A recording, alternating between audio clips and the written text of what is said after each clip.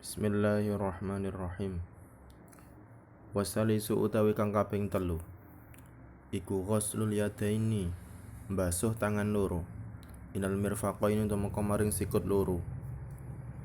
Fa illam yakun mongko lamun ora ana lahu iku tetep kedue mutawadhi mirfaqani apa sikut loro, muktu biro mongko den wilang-wilang apa qadruhuma kira-kirane mirfaqani.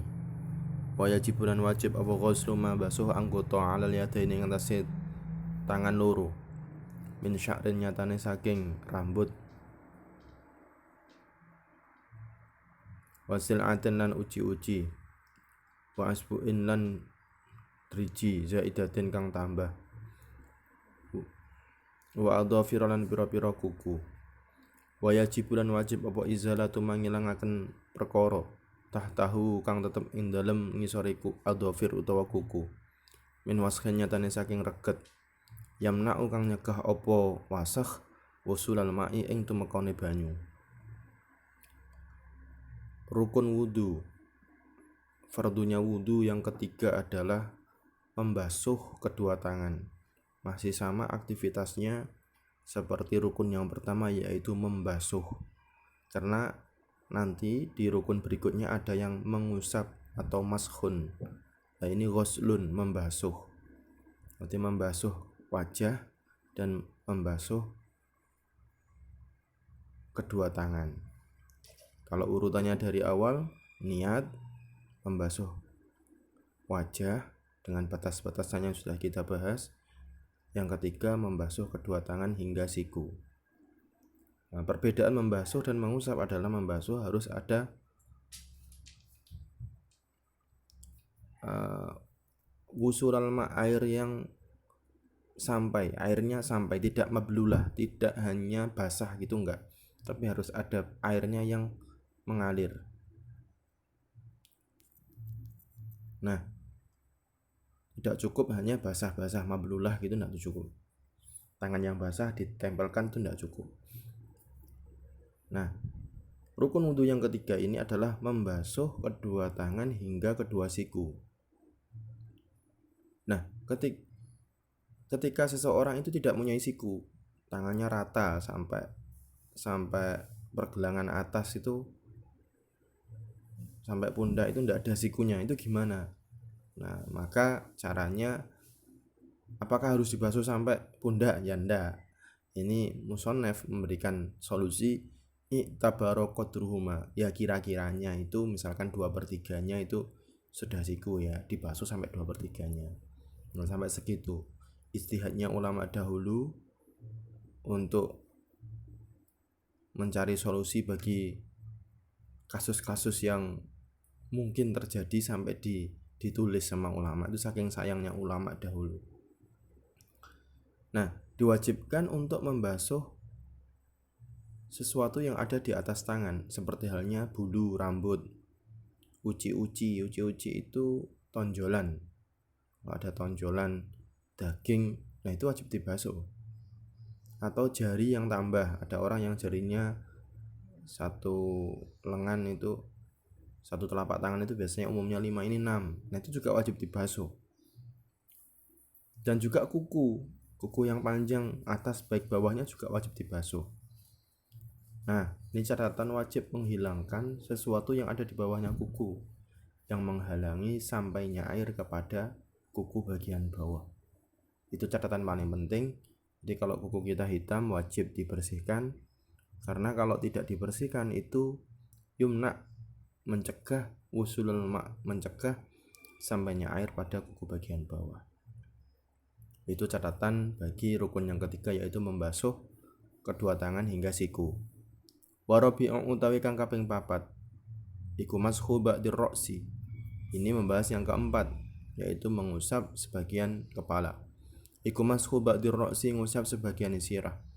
Min dzakarin nyatane saking wong lanang, au unsa utawa wong wadon, au khunsa utawa wandu, au mashu ba'di sya'rin utawa ngusap sebagiane rambut. Fi haddir roksi ing dalem batase sirah.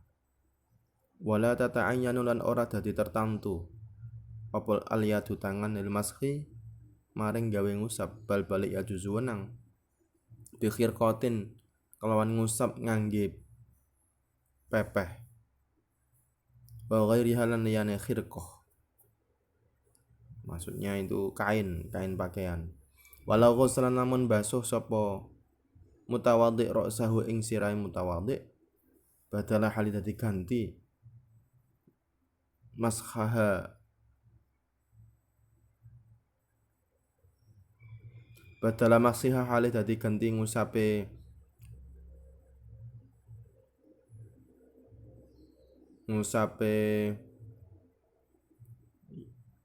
roksi ba'di roksi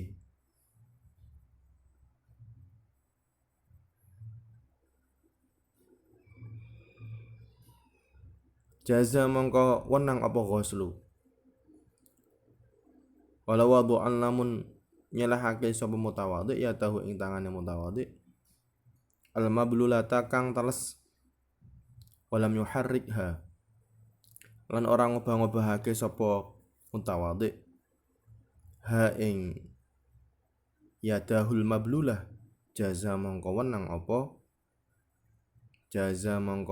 apa wad'u yadah. Rukun wudu yang keempat adalah mengusap sebagian kepala. Nah, ini yang saya jelaskan di awal bahwa ada dua aktivitas di dalam wudu, yang satu ghuslu atau membasuh, yang kedua adalah mashu. Perbedaannya, kalau ghuslu harus ada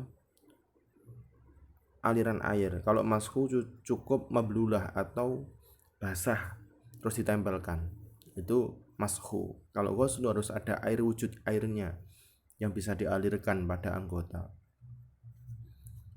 Nah, yang keempat ini aktivitasnya mashu atau mengusap sebagian kepala. Tidak peduli cowok, tidak peduli cewek, zakar, unsa, tidak peduli hybrid, orang yang punya kelamin dua, khunsa. Ketiga-tiganya wajib mengusap sebagian kepala. Nah, ketika mengusapnya kena rambut yang ada di tengah, bukan di manabit, bukan di tempat tumbuh yang tepi, tapi di tengah. Kalau mengenakan basahnya tadi, itu di rambut, menempelkannya tangan basah tadi diusapkan di rambut, itu sudah cukup. Nah, syaratnya rambut fi hadir roksi, di tengah-tengah kepala, bukan yang di pinggir-pinggir yang kecil-kecil ini, bukan.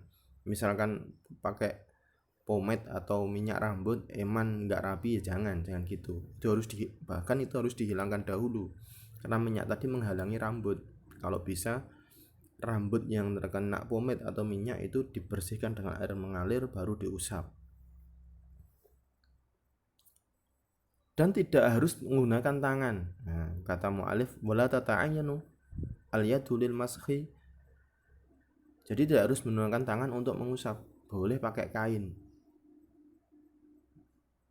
atau selain kain, misalkan pakai entong, itu juga boleh. Nah, kalau tidak mengusap, membasuh bagaimana? Membasuh kepala langsung digerujuk gitu, itu ghuslu kan? Kan tadi kan katanya harus mengusap. Nah, ini kalau membasuh gimana? Itu juga jaza, boleh. Nah, kalau meletakkan saja tanpa digerak-gerakkan, tangan dibasahi di aliran air, kemudian diletakkan saja di kepala, itu juga boleh. Walaupun nggak digerakkan, diletakkan plek diam gitu, terus dibasahi lagi, letakkan plek gitu, itu boleh.